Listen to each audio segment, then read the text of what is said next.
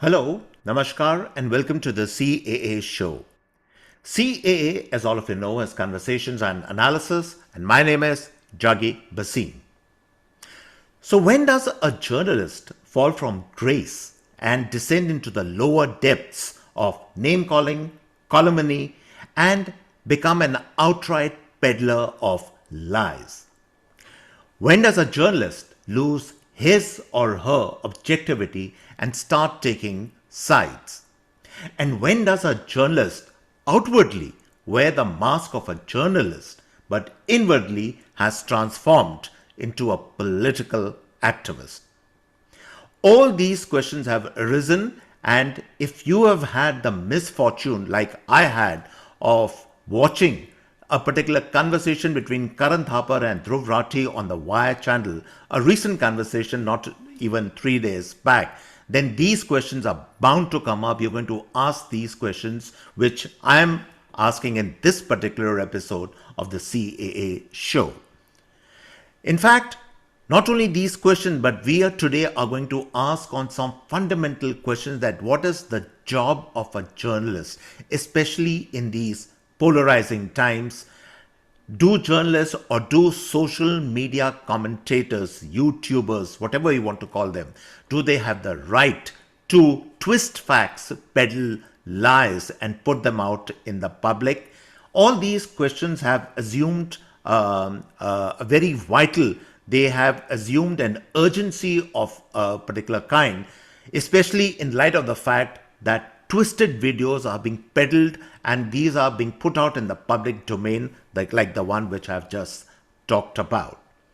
Now, the two gentlemen, I'm using the word gentleman because I still haven't lost my objectivity, that is Karan Thapar and Dhruv Rathee, the two gentlemen in question.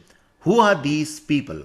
Most of you probably would be knowing about them, but some of you who are not particularly aware, then Karan Thapar is, as he calls himself, a senior journalist of vintage times. He's been around for a very long time. And Dhruv Rathee is, of course, the new sensational kid on the block with millions of followers on his YouTube channel. And these two have been in a conversation. And you just have to watch this particular conversation to understand the depths, to the lower depths, to the absolutely rock bottom depths to which people have sunk to peddle lies, to narrate a particular kind of narrative at any cost. All objectivity has been thrown to the winds. So we're going to analyze all these questions in this episode of the CAA show. Now, we really need to ask ourselves a fundamental question, that who exactly is a journalist? Or who exactly, for that matter, because journalism has expanded beyond television news channels, radio channels, and the newspapers, now into the social media space. And you have what are called anchors of social media channels, YouTubers as they are called. And we really have to ask this particular question, that who exactly is an anchor or a journalist? What is his role? To my mind, and I'm old fashioned, maybe I still believe in this old definition of what really a journalist is all about. I'll give you my definition. You might agree with it or not. But a journalist or a commentator on social media is a person who is like a judge. And what does a judge do in the normal course of things? A judge hears all sides of the argument, or rather both sides of the argument, and then takes a considered, objective decision to deliver a verdict. In good journalism, of course, you are not asked to give verdicts or to give opinions at the drop of a hat. Rather, you are supposed to report a story. But assuming we live in these times where opinion also matters, you give an opinion, but the opinion has to be objective, unfettered by your personal ideological convictions. In other words, you go by the merit of the story, you go by the merit of the incident, or by the merit of the events that are taking place. Now, all that has been thrown to the wind in the present age, and people like Karan Thapar and Dhruv Rathee are examples of the kind of subjectivity or the twisting of narrative which is going on at the moment. Now, The fact is, and I'm being honest out here, Dhruv Rathee, Karan Thapar, or for that matter, even me, all three of us, in a sense, are YouTubers. Um, in terms of views, I actually, there is no comparison at all. I generate my show, that is the CAA show, generates maybe sometimes 70, 80, 100 views. On a good day, it can generate maybe a couple of thousand views. My episodes might generate overall about 3, 4, 5,000 views. Great. Somebody like a Dhruv Rathee, for instance, he has millions of followers. That's another story where those millions of followers have come across, and probably I will try and attempt to answer that question later on in the show. And so he has millions of followers, and Karan Thapar also from the Wire. There's a sizable chunk of the left liberal community which sees and listens to his podcast. So he has, again, maybe lakhs of followers. So purely in terms of numbers, there is no comparison at all that I have no numbers as compared to these two gentlemen. But do I have truth on my side? Do I have objectivity on my side? Do I have what is called respect for people on my side? And do I have what is called the use of temperate, good language, objective language on my side? Yes, I have. And do Dhruv Rathee and Karan Thapar have that? No, they don't have that at all. And it is really a shame because, again, there is a story which, again, I will be reserving for the end of this particular podcast about Karan Thapar, because in a certain capacity, I knew him personally, and I will narrate that particular story to you a little later. Karan Thapar especially, Dhruv Rathee is still a new kid on the block, but Karan Thapar is an educated man. He's an Oxford man. He is actually a trained television journalist. He has actually done some outstanding coverages in the past. But today, the new avatar of Karan Thapar is shocking, to say the least. He has descended into kind of depths which are unimaginable. And Dhruv Rathee, there's a lot of mystery around him. He's, of course, very telegenic. He is a good looker. He has a certain charm, no question about it. Maybe that is the secret of his popularity. But is he talking sense? Is he talking objectivity? No, he is not. And we're going to talk a little bit more about that. But again, let's come back to this particular episode or program of which Karan Thapar did with Dhruv Rathee, and why it has not only raised eyebrows everywhere, but it has become a talking point, is because to the level which both Karan Thapar and Dhruv Rathee have gone to malign the present government, to spread lies, peddle lies, to conjure things which actually don't exist, to paint a false narrative to viewers, and to a certain extent to frighten viewers also. And that is why we are discussing this particular episode, which these two have. You must watch this episode if you haven't. But I'm taking that particular episode as a basis to raise a larger point on the responsibility of media person, journalists, and anchors in the social media space. So, as I said, a lot of things have been said in that particular episode, and I will give you some samples of some of the stuff which has been said in that particular episode.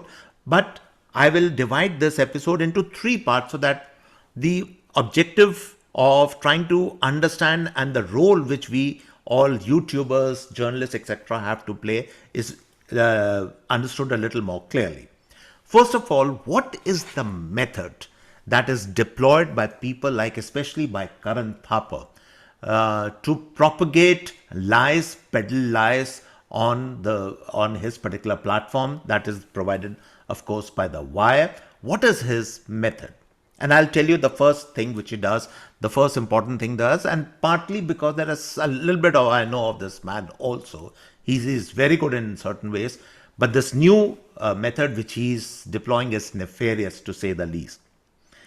Karan Thapar has become a master of asking leading questions. Now, what are leading questions?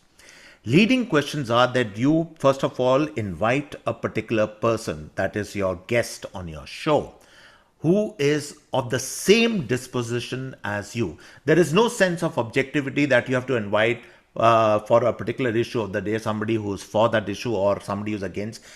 He only now invites people on his show who have who share his kind of mindset, who have share his political views, and who share his own narrative of things. So what he does with that particular person is that he asks leading questions. What are leading questions? Leading question is, for example, that do you think that this government is heading towards a dictatorship? And then the reply which is expected from the interview is, yes, of course, it is heading towards a dictatorship. In other words, both the interviewer and the interviewee have a pre-arranged kind of a script in mind where a leading question is asked and then the right kind of answer is given which fits into the narrative which Karan Thapar wants to peddle in his show. So instead of asking hard questions, instead of asking objective questions, instead of asking well-researched questions, what Karan Thapar does, and does the only thing that he is doing now into episode after episode after episode, is to ask leading questions, questions designed to malign the present government, to criticize the Prime Minister of the country, to defame one particular political party, and the interviewee obliges by answering in the affirmative and a yes to every question asked by Karan Thapar. That is the modus operandi which is deployed by Karan Thapar in his methodology in all these episodes on The Wire. Number two, there is the use of obnoxious, objectionable language. Sometimes even this mask of asking leading question is dropped and outrightly Karan Thapar starts making completely inflammatory statements, shocking statements, untrue statements, complete fabricated lies. Now I'm going to give you samples of some of the dubious, some of the objectionable stuff he has said, for instance, in this particular episode, so that you can make your own judgments. Give me a minute. Right. So he starts this particular program, the one which we are talking about, by saying, and Dhruv Rathee is in tandem. He absolutely says the same thing. This is Dhruv Rathee replying to a question of his where he says that 40 journalists have been killed, RTI activists have been killed in India, and Modi has made India the internet shutdown capital of the world. This is Dhruv Rathee who is saying this to a question of Karan Thapar. And now Karan Thapar, see what he says. India sounds like a dictatorship. We are on the road to becoming one. These are the exact words which he has used in that particular episode. Now, Dhruv Rathee then says that the Prime Minister is 70 to 80% on way to becoming a Tanashah. That is a word he uses. And then Karan Thapar says, you are opening up the eyes and ears of the countrymen on your YouTube channels, and the YouTube channels of people like us are being blocked all across. And what does Dhruv Rathee says? He says exactly. So this is what I was saying, leading questions and the right kind of answer which is given by Dhruv Rathee. He asks a question to which he says exactly, and then he goes on to say, that is Dhruv Rathee, that the people of India, the police, the enforcement directorate, judges, all feel the pressure to toe the line in this kind of dictatorship which we have. People don't want to lose their jobs. They don't want their families to suffer. So they keep quiet and they go along with these dictatorial methods. So these are some of the calumny, some of the objectionable language which is used, but also a peddling of lies by asking leading questions and the interviewee replies in the affirmative. Then look at some of the other stuff which Karan Thapar has said, the complete inflammatory language which he has been using. Karan Thapar says, 56 inch की छाती वाले अंदर से डरपोक हैं. You know, in this accented English, because these people, he probably left Oxford maybe 50 years back, and he's been settled in Delhi. He actually doesn't live very far from my place. He lives in Vasant Vihar. I don't live very far from there. But this man has never let go of his anglicized way of speaking, where he says 56 inch ki chhati wale log andar se darpok hain. This is the statement, the objectionable statement he makes about the Prime Minister. And for today, he says the government must be voted out, and that government is the present Modi government. Then Dhruv Rathee, he is not to be left. He also joins in the bandwagon. He joins in the chorus, and he says he compares the Prime Minister to Hitler, and then he makes this highly objectionable, and I don't know how these words are being used. He gives you a metaphor. He says Hitler, which he compares to the present Prime Minister, and he says Hitler blew his brains out. यानी कि उन्होंने अपने दिमाग की धज्जियां उड़ा दी गोली मार के. And the metaphor, the allusion as you call it, is towards the Prime Minister. Is this what they want the Prime Minister of India to do? Is this what it has come down to, that on your stupid episodes you are going and sinking to these levels, where now you have started alluding that this is the kind of fate of the Prime Minister, or somebody who probably has a different set of priorities than what you people have? So these are the highly objectionable statements and a narrative which is now being peddled on these kind of episodes. देश के टुकड़े टुकड़े से बचने की कोशिश की जाएगी.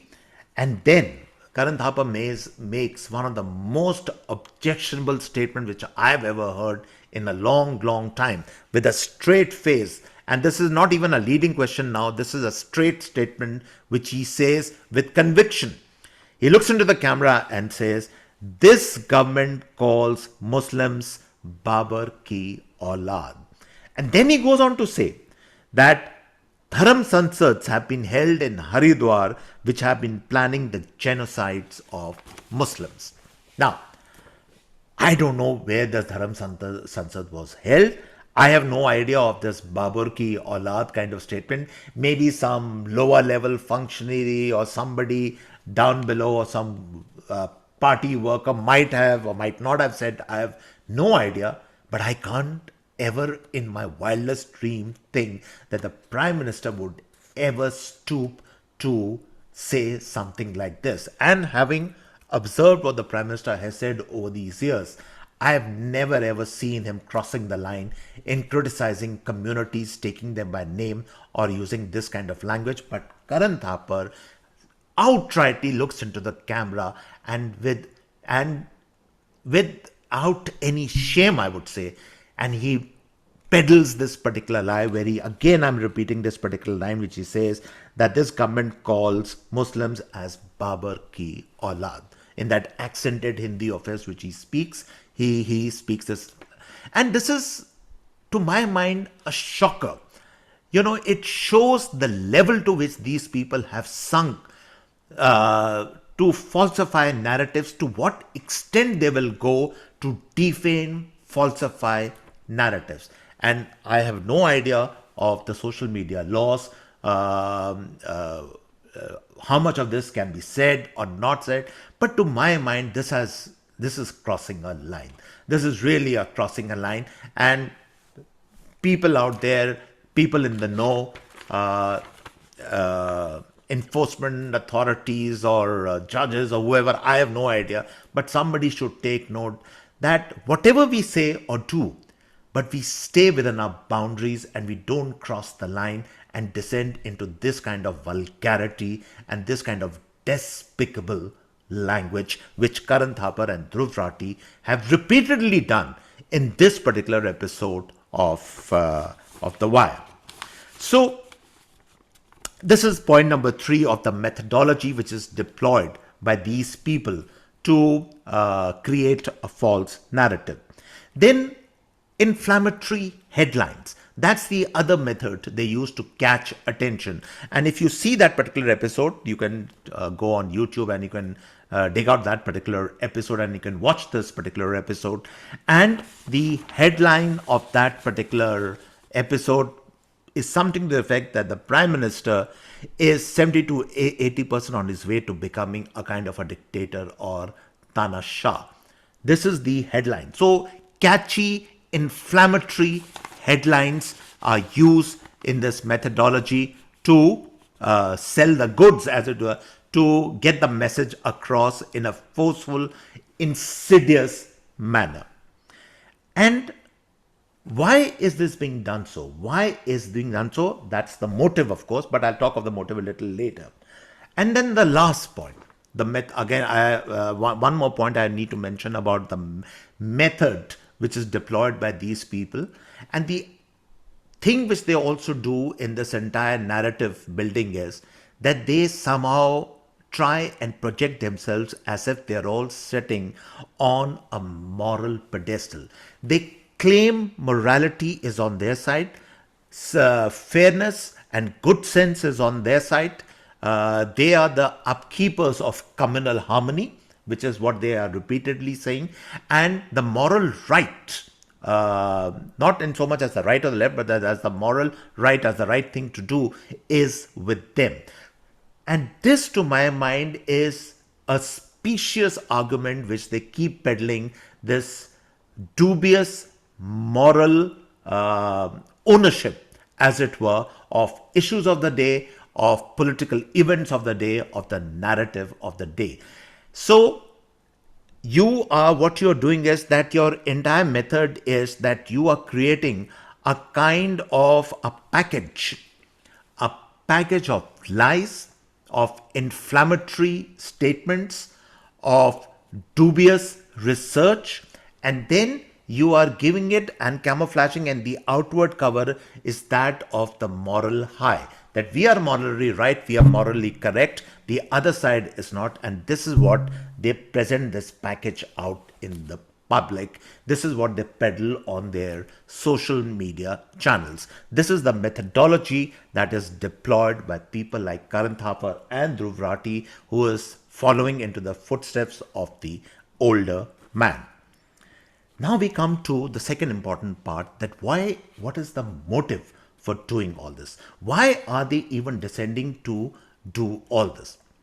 And the simple answer to that is, number one is that these people are not journalists, they are not commentators, they are not objective media persons, they are political activists. And I think the time has come when we have to redefine these people, because when we talk next time, let's say of a Karan Thapar or a Dhruv Rathee, you have to say, oh, he's a political activist. They are not journalists. They are not senior journalists, junior journalists, or anything of that sort, or for that matter, YouTubers. I'm also a YouTuber. They are certainly not YouTubers. They are political activists peddling the agenda, peddling vested interests in the public domain. The number two motive of these people is very simple. They want to they want to be the handmaiden.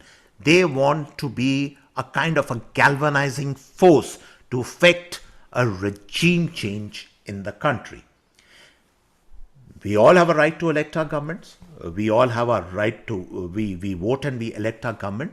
But they want a regime change where even if you have voted to have a government in place, they want to bypass that and effect and bring into motion a regime change which bypasses all that, so that the government which they particularly don't like is swept away, is discarded, or is completely trashed in public, so that the government of their choice, the people of their choice, the politicians of their choice assume power. Number three, the motive, and I'm talking of the motive. They want to spread disaffection in society. And here's the irony, the biggest irony. These people always keep swearing, especially in their broadcasts, about communal harmony. But this is precisely their objective, is the exact opposite. They want to actually decommunalize society, break up Indian society into religious divides, into caste divide, into language divide. They are doing it constantly all the time, and in that sense, therefore, they are the handmaidens of a certain kind of politicians within the country. In other words, finally, and the overarching motive of these people is this: they actually want to radicalize society. They want people to become so angry, they want people to become so violent that then anything goes, spread anarchy in the society, because once anarchy spreads, then you have a situation where some of their agendas can actually be realized, can be fulfilled. Because by the normal process, that is by vote for change, for instance, they don't have a chance in hell, as we say, of succeeding. They can't succeed in that, they know that. So the best other option is, according to them, is to radicalize society. And I'm sorry to say that this sounds like the agenda of one particular major politician in the country. I don't want to name, you all know who that particular person is, but to put up all, to have little fires raging all over the country. Society is divided, radicalized, and then out of desperation, people then look for an alternative, their kind of alternative, which they want to assume the reins of power in society. That is the motive, that is the agenda of these lies peddlers, disguising themselves rather as YouTubers or as senior journalists. This is the basic motive of these people when they are putting out their programs. And finally, I will end this particular episode by giving you a little bit of a snapshot of these two characters. Now, I have never met Dhruv Rathee, and whatever little bit I know about him, I know it only through either through YouTube or through other sources or Wikipedia, whatever I've read about this man.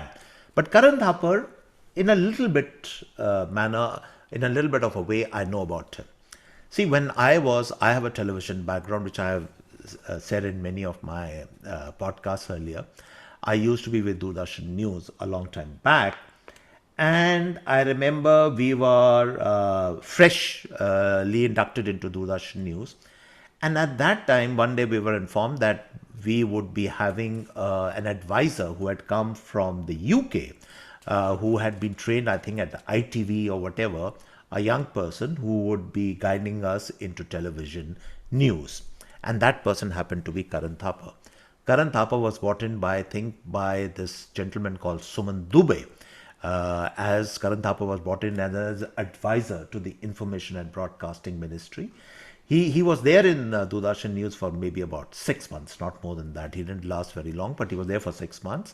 And in that capacity, many of us, we had a batch, the first ever batch of trained television journalists, correspondents, and we interacted with him. I used to interact with him quite a lot. There were a number of stories which I did. And I'll be honest here, I'll be objective also. He was good. He was definitely good. I mean, his television knowledge, his knowledge of television, in things like sync and sound and images and where to look in the camera, piece two cameras, etc., was first rate. He gave us very useful tips. He was good in all that. But even at that time, I remember, he always used to go around and we used to have these conversations. And he says, my vote will always go to one particular party. I don't have to tell you what that particular party is, which he supports even till this day. So his mind was even then, but at that time, he wasn't so radicalized. He was still kind of objective in a lot of things which he did. We did some fantastic coverages under his tutelage. I remember my particular coverage. There was this Mirage 2000 jet which crashed at Palam Airport. And the story was not Doordarshan censorship. They were not getting on the story. And he saw to it that the story saw the light of the day. So he's done some good things. I have these memories of the man. But now this same person has descended, as I keep saying, into the lower depths, into unimaginable, radicalized kind of a person and entity which I don't even recognize. And we have an old saying that if you have hate inside you, you carry that hate not only inside you, but that hate shows on your face. And today, when I look at Karan Thapar, I'm I don't know if I should give you this example. It's a funny example, but I still will give it to you. In many, many years back, there used to be this Hindi filmmaker who used to make horror films called F.U. Ramsey. And if you look at Karan Thapar today, he looks like a character straight who's walked out of a F.U. Ramsey horror movie. Because that hate comes on your face. It shows on your face. He is so hate-filled. He's so vengeful.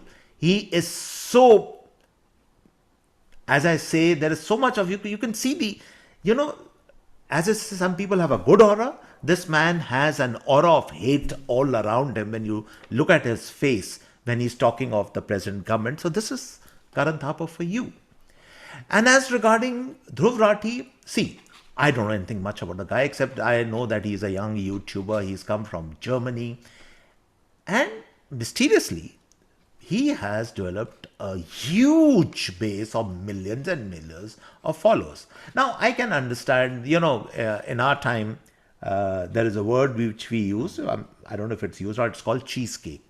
Cheesecake means that somebody who has good looks, man or woman, they obviously have an advantage. And to give credit to the young man, he is a good looker. He has a certain presence. I'll give him that. Though his ideas are completely warped. But the sense which I get about this man are two things. And I could be wrong. I am certainly not claiming that this is something verified. I will never make a claim like that. I'm always objective. But the strong sense which I give it, this is a man who has been tutored, who ideas have been put into his head to go and do a job for other vested interests, both within India and abroad.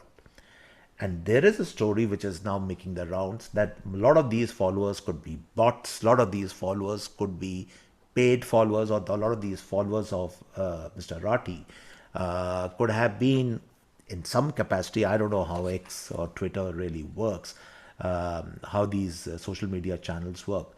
They have been almost given to him by foreign entities. There's a huge amount of funding which is going on. So there are a lot of question marks which are swirling around Mr. Dhruv Rathee. I'm not for a moment even claiming that these are all true. I'm just giving you some of the things which are going on in the social media circuit. But needless to say, this is a young man with misplaced ideas who is talking in the air. He claims that he does great research. I haven't seen that research anywhere. He makes generalized statements. He makes offensive statements about the government, about the head of the country. He's constantly doing that. I don't know what kind of research allows you to do that. He's treading, I think, on very, very shaky on ground, which is very tricky ground. I think he needs to be careful. He's doing that. And finally, also remember the likes of Karan Thapar, Dhruv Rathee. There's another factor that they all actually have now embraced, and that is called the victim syndrome. Because there are actually, some of them might be waiting that for the government to instigate some action or take some action, or again some of the offensive material which they are peddling in the public domain, so that they can claim the victim card that says, see, there's a dictatorship in place, our voices are being shut, our channels are being closed down. All this is for the powers to be up there to decide. I'm no one. My job really is to bring to you what is going on in society. It's disturbing. As an older person, as somebody who has seen life, and as somebody who has seen a lot of news events in my time, when I was a news person and now as a YouTuber, I can tell you that we all, of course, have our political affiliations. Absolutely. There's absolutely correct. Nothing wrong with that. But the fact is, we still have to maintain a degree of objectivity, because once we let go of our objectivity, then what remains? Nothing remains. I call it not even the lies and the deception, but the void.